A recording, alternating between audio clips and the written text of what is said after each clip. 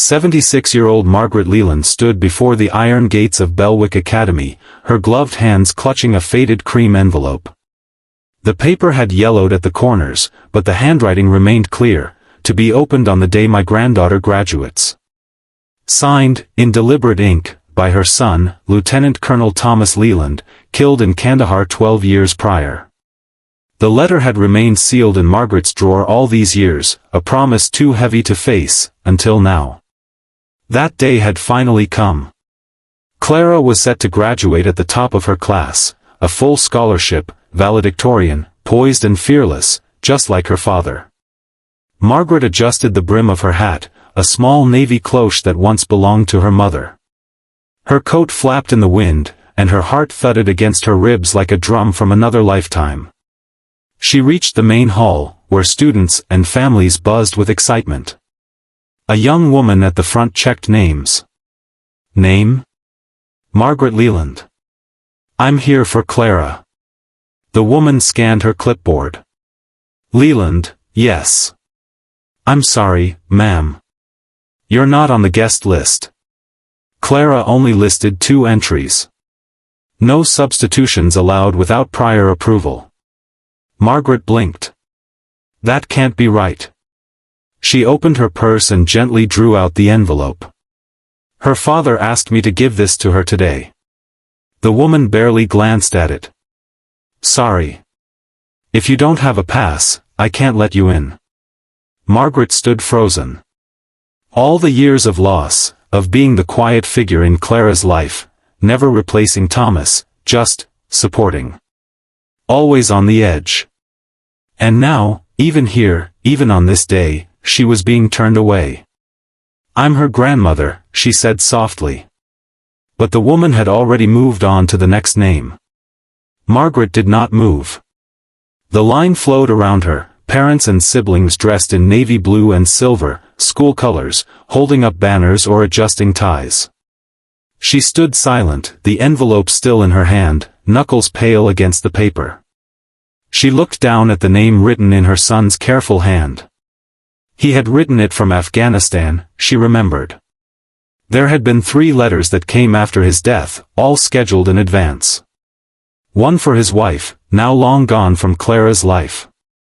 One for Clara herself, to be opened on her 13th birthday. And this one, meant for graduation day. He'd always believed he wouldn't come back. But he'd made sure, in his own way, that he'd still be present. Margaret stepped aside and walked slowly toward the east courtyard, her cane tapping the stone path. The cherry trees were in full bloom. Somewhere beyond the hedges, the ceremony had begun. Brass music floated through the air, bright and formal. She sat on a stone bench under the blossoms and watched as a few families took pictures nearby.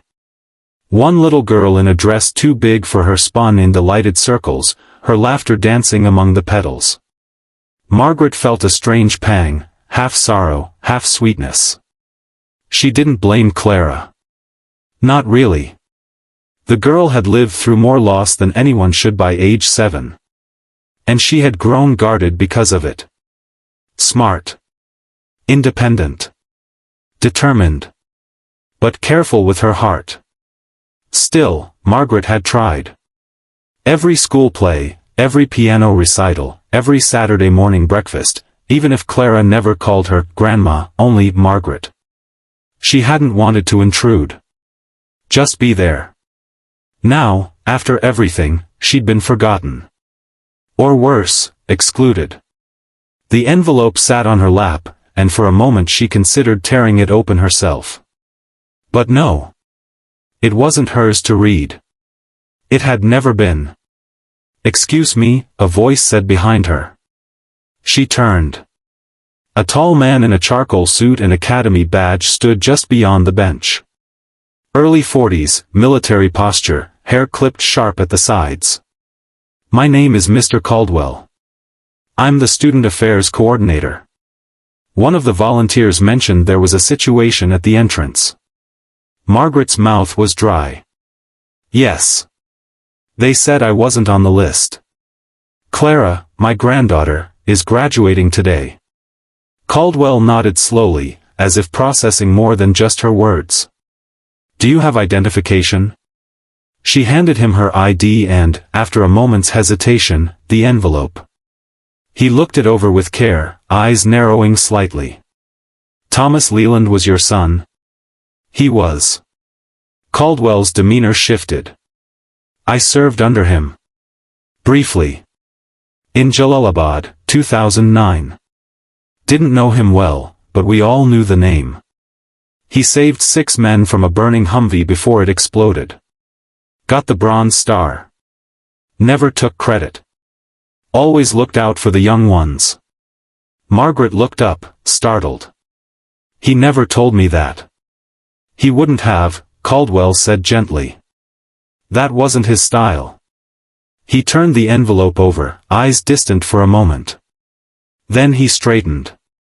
"Wait here." She watched him stride off toward the main hall. The minutes dragged. Around her, families passed in bursts of joy. Cameras flashed. Laughter rose and fell. Margaret felt invisible again. She clutched her purse and breathed slowly. Then Caldwell returned, but he wasn't alone. Clara was with him. Margaret stood, uncertain. Clara was still in her gown, the blue and silver sash draped over her shoulders. She looked radiant and nervous and confused all at once. "Margaret," she said. Margaret hesitated. I didn't mean to interrupt. I just..."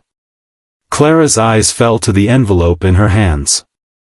Her breath caught. "Is that?" "It's from your father," Caldwell said quietly. "He wanted her to give it to you today." Clara stepped forward slowly, almost reverently. She reached for the envelope with shaking hands and looked at the handwriting as if it might vanish if touched too hard. "I didn't know," she whispered. "I didn't know this existed." Margaret nodded. "He sent it to me just before, everything. I kept it safe." Clara sat beside her on the bench, stunned. Caldwell gave them both a respectful nod and stepped away. The courtyard grew quiet again. Clara held the letter to her chest, as if drawing warmth from it. "I'm sorry," she said softly. "I didn't put your name on the list.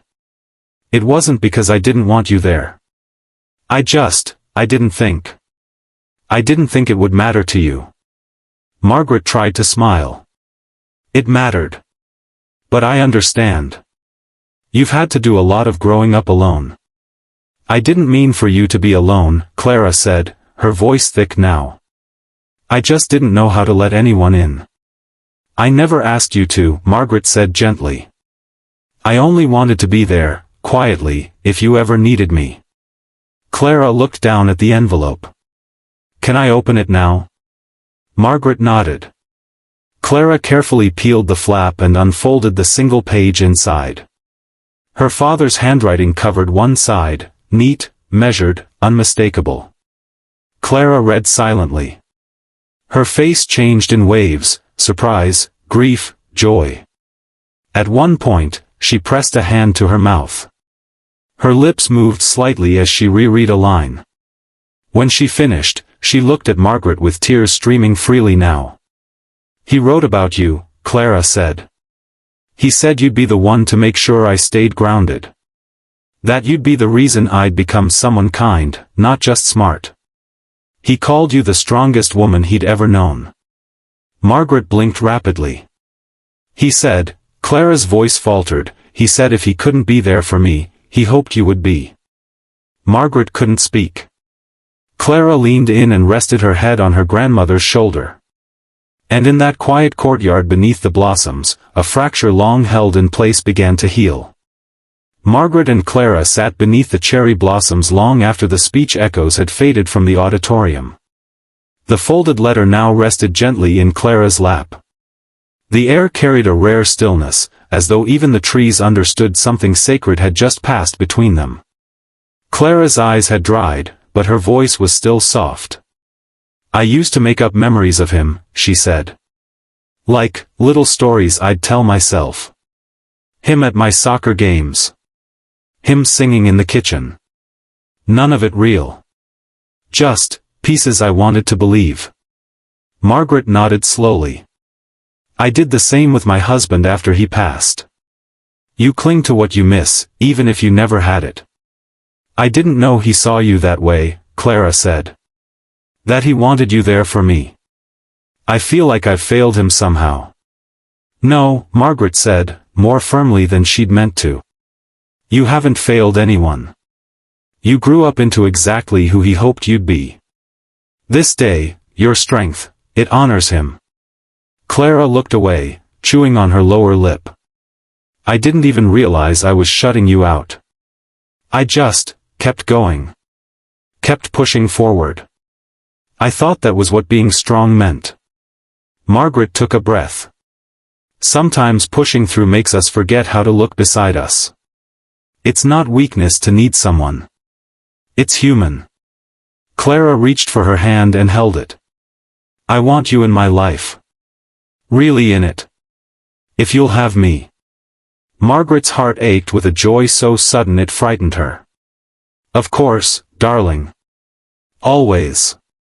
From behind them came the sharp sound of footsteps, Caldwell again. They're starting the final processional. Top graduates lead the walk. If you want to be part of it, we should head back. Clara stood, smoothing her gown. She turned to Margaret. Will you walk with me? Margaret blinked. Me? No, I couldn't. You can, Caldwell said, interrupting kindly. Special exceptions aren't always allowed. But I think this moment deserves one. With Clara on her arm, Margaret walked slowly behind Caldwell. As they neared the hall, music began again, this time not brass, but strings, soft and stirring. Inside, families stood in silence. The final group of graduates entered, led by Clara in her silver sash, her shoulders high and steady. And at her side, the woman who had once held her through midnight fevers, whispered strength into her when she first lost her father, and waited years for this one moment, Margaret Leland. Gasps whispered through the crowd as Clara gently guided her grandmother up the aisle, past rows of proud families. Cameras lifted. Murmurs rose. The dean paused the closing remarks and stepped down from the dais. I believe, he said into the microphone, that there is no greater honor than to share one's success with those who helped build it. Ms. Leland, would you do us the honor of joining your granddaughter on stage? Margaret hesitated. Clara gently squeezed her hand. Together, they stepped up to the platform, and when the diplomas were handed out, Clara received hers to thunderous applause, with her grandmother by her side. After the ceremony, a slow stream of people approached them. Parents and students alike offered soft congratulations and knowing nods. Several mentioned Thomas. One elderly couple said they had served with him decades ago and had heard of his final acts in Afghanistan. I never met your son, one woman said, but I feel like I did today. Margaret held herself tall, but quietly, her hands never leaving Clara's. Later, in the reception tent, Clara found a quiet table near the back and motioned for Margaret to sit. She brought 2 small plates of cake and handed one over with a crooked smile. I didn't even like cake until I was 15, she said. Thought it was childish. You were grieving, Margaret said. Grief can make sweet things taste bitter. Clara looked down. I think I've been grieving longer than I knew. Maybe we both have, Margaret said. For a while, they simply sat and ate cake and watched the crowd. Then Clara turned to her. Can I ask you something? Of course. Why didn't you ever open the letter? Margaret tilted her head, eyes distant. Because it wasn't mine. And because, part of me was afraid. That he'd left something unsaid. That it would hurt. Or that it would end things. That once it was opened, that would be the last part of him. Clara nodded, understanding blooming in her gaze. But it wasn't the end. No, Margaret whispered. It was the beginning. As the crowd thinned and dusk approached, Clara made one more request. I want to visit his grave, she said. With you. Margaret didn't hesitate. Tomorrow. They left the academy in Clara's car, a small, modest sedan already decorated with Class of 2025 stickers. Margaret rested the folded letter on her lap as they drove, the spring wind fluttering the ends of her scarf. Neither spoke much. They didn't need to. By the time Clara dropped her off at home, the porch light had come on. Margaret turned at the door and touched her granddaughter's face. You made him proud. So did you, Clara said, voice trembling. For all those years. For never leaving. Margaret stood at her doorway long after Clara drove off. In her hands, she now held not just a letter, but a promise fulfilled. Inside, she placed it carefully in a frame beside her son's picture. Then she sat down in her quiet living room, took a deep breath, and cried, not out of pain, but out of release. Tomorrow, they would go to Arlington together. But tonight, she let herself rest. The next morning dawned cloudless and bright. Margaret was up before sunrise, her small apartment flooded with golden light. She wore a navy blue blouse with pearl buttons, the same one she'd worn to Thomas's commissioning ceremony nearly 3 decades earlier. She hadn't touched it in years. The fabric still carried a faint scent of lavender and thyme. Clara arrived at 8 sharp. She stepped out of the car holding a small bouquet of white hyacinths and blue delphiniums. I looked up the meaning, she said as Margaret greeted her. Hyacinths mean remembrance. Delphiniums, dignity. Margaret smiled. He'd have liked that. The two women drove in silence through the thinning city traffic, passing joggers and dog walkers, shopkeepers unlocking doors. The further they drove, the quieter it became. Trees replaced buildings. Fields stretched wide. Margaret felt the silence as a balm and a burden, comforting, but heavy. At the gates of Arlington National Cemetery, Clara slowed the car. Margaret sat straighter, instinctively smoothing her skirt. Even now, even after all these years, something about this place demanded composure. Inside, a cemetery guide gave them directions. Section 60, Row 18, Marker 4431. The walk from the car was longer than Margaret remembered. Or maybe her legs were simply older now. Clara offered her arm, and Margaret took it with unspoken gratitude. Rows upon rows of white markers stretched in solemn, perfect lines. The hush was complete. Only the wind spoke, rustling the leaves above.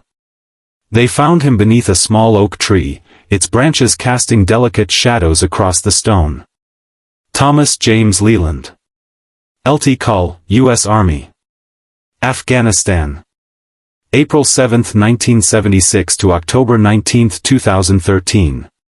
Beloved son. Devoted father. Ever faithful. Clara dropped to her knees, carefully placing the bouquet at the base of the marker. Margaret stood still for a long moment before slowly lowering herself to the bench nearby. I don't know what to say, Clara admitted softly. You don't have to, Margaret said. Just being here says enough. They sat that way for a long time. Margaret's eyes never left the stone. Clara traced the engraved name with her fingertips. I used to be angry, Clara said suddenly. At him. For leaving. For choosing to serve again after I was born. I know it's wrong, but I felt abandoned. Margaret nodded slowly. That's not wrong. It's honest. I used to think if I became perfect, it would be like he never left. Like he'd see me, somehow. But now I wonder if I was just trying not to disappoint a ghost. Margaret's voice was gentle. He didn't want you to be perfect. He wanted you to be whole. Clara wiped her face. Did you ever feel like you weren't enough? Every day after he died, Margaret said. Raising him wasn't easy. He was stubborn. Fiercely principled. But he never made me feel small. After he left for his first deployment, he called me before every mission. Just to say he loved me. Then suddenly, no more calls. Clara looked up. Did you ever stop being angry? Margaret considered. I stopped asking why. But I never stopped missing him. They sat in silence again, until Clara pulled a small journal from her bag. I brought this, she said. It's my commencement speech. I never gave it. I turned it in for grading, but I asked the dean not to have me read it. Why not? I thought it was too personal. Too raw. Now I think I was afraid people would see me differently. Would you read it to me? Margaret asked. Clara nodded. She opened the leather-bound notebook and began. My father once said, leadership isn't about loudness. It's about steadiness. I used to wonder what that meant. But as I've grown, I've seen that it's the ones who show up quietly, consistently, that make the deepest marks on us. I stand here today not because of ease or clarity, but because of those who stood beside me in the chaos, my teachers, my friends, and most of all, the people who gave me the space to hurt, heal, and hope again. To my father, who left more questions than answers, I hope I've lived in a way you'd be proud of. And to the woman who stayed behind and carried both your silence and mine, Margaret, I owe more than I can ever say. This diploma has one name on it. But it belongs to both of you. When Clara finished, she looked over and found Margaret in tears. I'm sorry I didn't read it aloud yesterday, Clara whispered. No, Margaret said, voice trembling. Reading it here, where he can hear it too, that's better. They stayed at the gravesite for over an hour. Clara read more, letters she'd written as a child and never sent, entries from her journal, fragments of feelings she hadn't known how to express until now. Margaret said little, letting Clara's voice fill the spaces where grief had long lived unspoken. Before leaving, Clara knelt one last time and pressed her palm to the stone. Goodbye, Dad, she said. But not forever. Then she helped Margaret to her feet, and together they walked back to the car, the wind at their backs. In the distance, a single bell tolled from the chapel. Margaret paused and turned. For all the years I sat in silence, she murmured, thank you for letting me speak now. Clara slipped her hand into hers. We're not done yet. And for the first time in years, Margaret felt something she'd thought was gone, not just remembrance, but belonging. The following weeks unfolded like spring itself, slow, deliberate, and full of quiet rebirths. Clara began visiting Margaret regularly, sometimes for tea, sometimes just to sit and say nothing at all. And Margaret, once accustomed to silence as a companion, found herself speaking more. Not just about Thomas, but about her own life, things she had folded away for decades.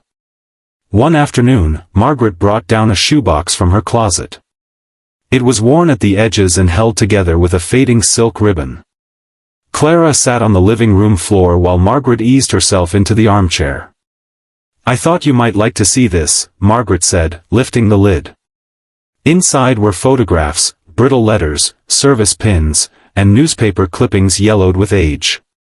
Clara reached in reverently and lifted a photo, a young Thomas in uniform, grinning beside a much younger Margaret, both standing in front of a pickup truck with rusted fenders and an American flag waving behind them. You were beautiful, Clara said, tracing her grandmother's face with her thumb. I was fierce, Margaret replied with a small laugh.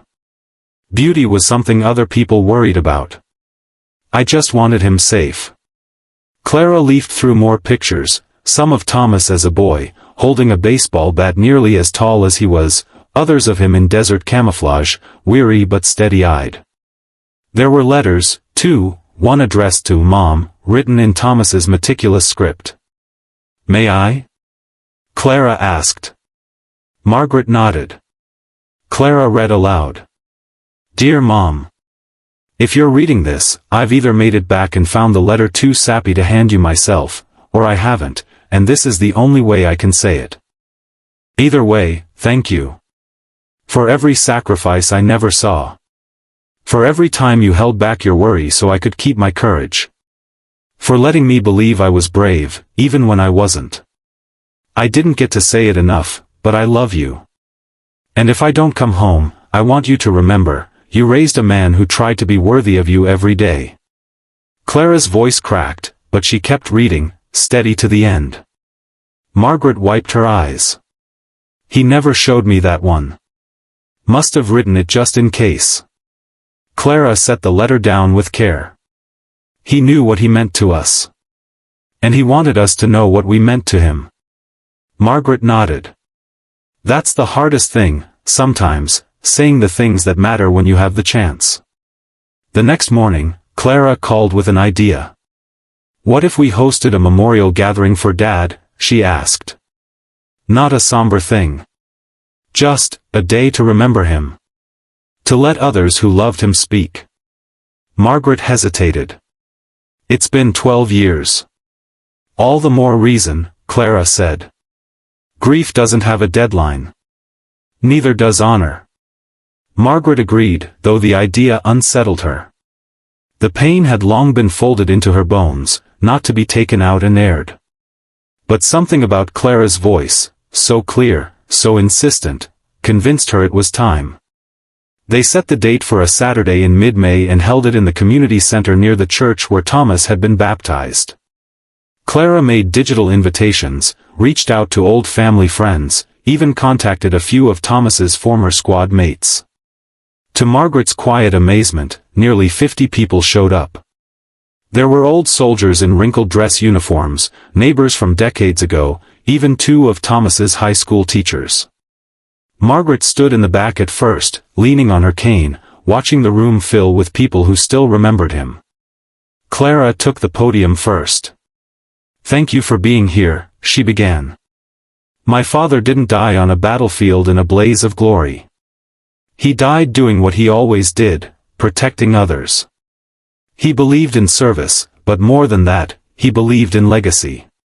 In leaving behind more than medals. He believed in people. She paused, eyes scanning the crowd. And he believed in us. In those of us who stayed.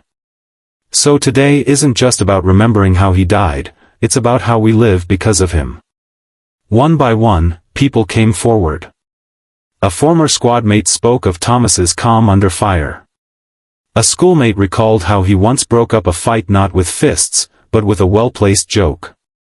Even the church janitor told a story about how Thomas used to help stack chairs after youth group when no one was looking. When Margaret finally stood, the room grew still. She didn't go to the front.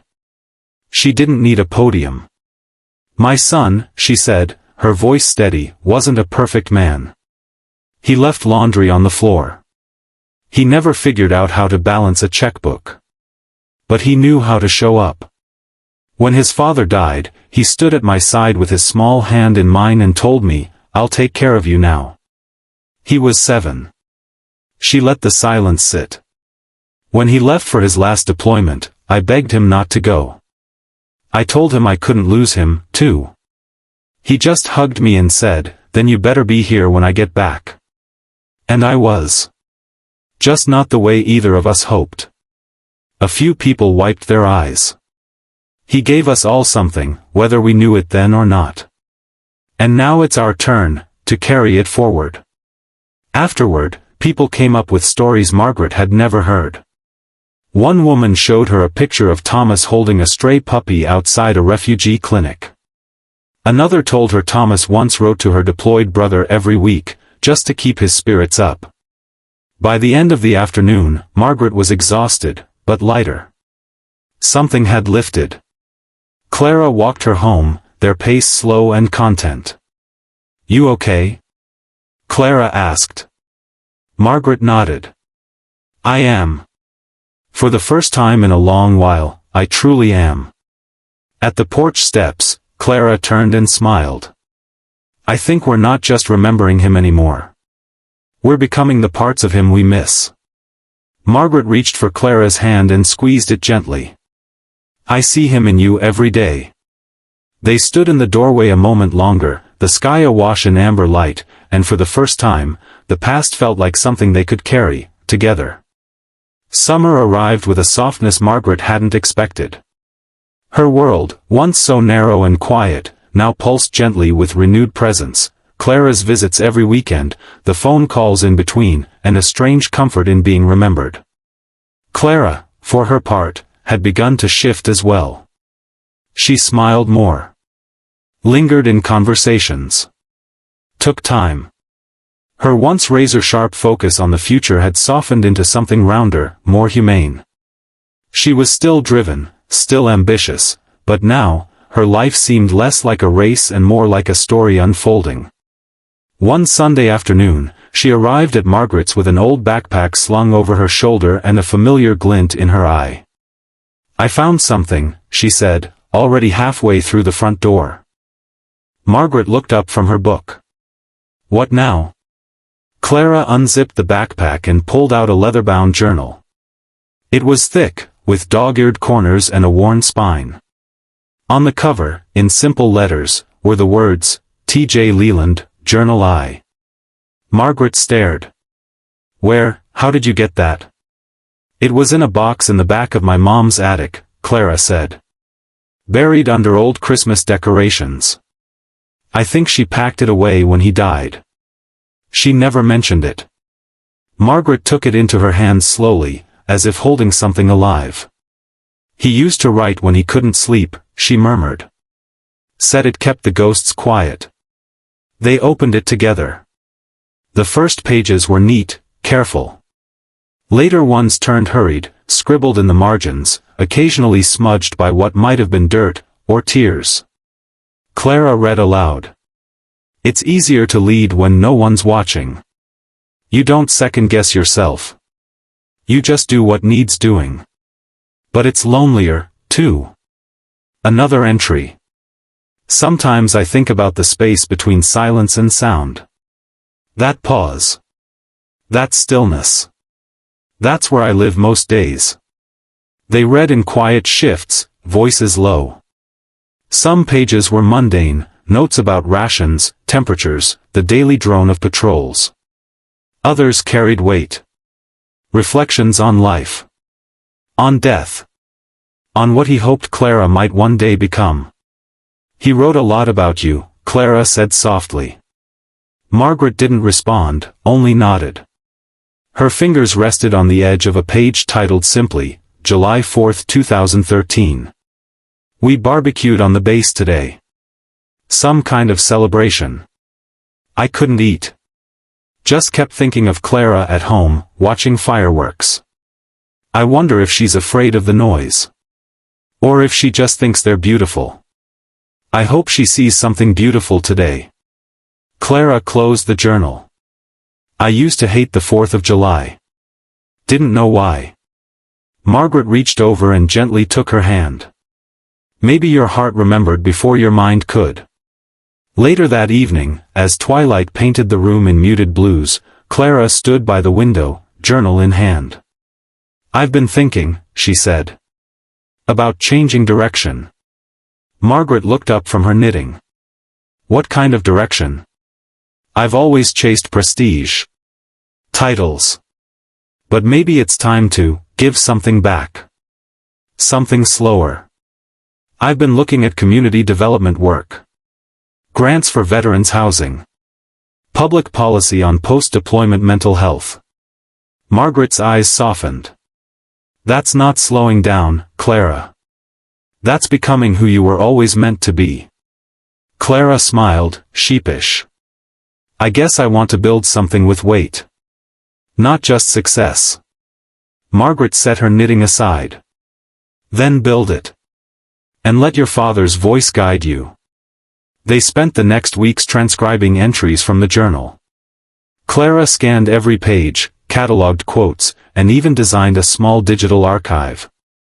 She began drafting a project proposal, something called the Leland Initiative, a program combining mentorship for youth with veteran storytelling and transitional housing. The idea gained traction faster than either of them expected. A local nonprofit signed on. A city councilwoman offered to sponsor a pilot. A small veterans group offered volunteers. Clara's concept, rooted in Thomas's own words, was coming to life. But it wasn't just logistics that moved forward. Emotionally, the project became a conduit for healing. Margaret began speaking at small events, first reluctantly, then with growing confidence. She told stories of Thomas as a boy, his first deployment, even the way he once broke his leg jumping off the porch pretending to be Superman. She surprised herself with how much she remembered. How much she'd stored in silence. One evening, after a particularly emotional event, Clara walked Margaret home under a canopy of stars. "He'd be proud of you," Clara said, her voice thick.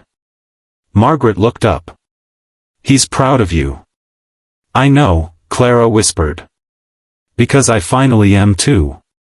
Inside, Margaret poured them each a cup of tea. Clara placed the journal gently on the table between them. "I want to write him back," Clara said. "Not literally. But I want to create something that answers him. That shows him we heard him." "You already have," Margaret replied. "Every step you've taken this year has been a letter back." "I want it in words," Clara said. "A book. Not just his journal, our journey. Yours and mine. The past 12 years. The silence. The rediscovery. The letting go." Margaret paused. "Will you include the letter?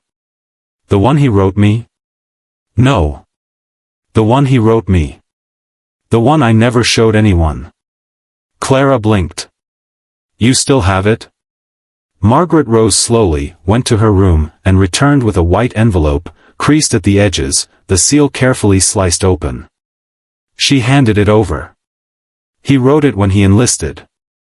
I didn't have the heart to share it until now." Clara opened it with reverent hands. Inside were 3 short paragraphs, Thomas's handwriting slightly messier than in later years. "If I don't come back, I don't want you to fade.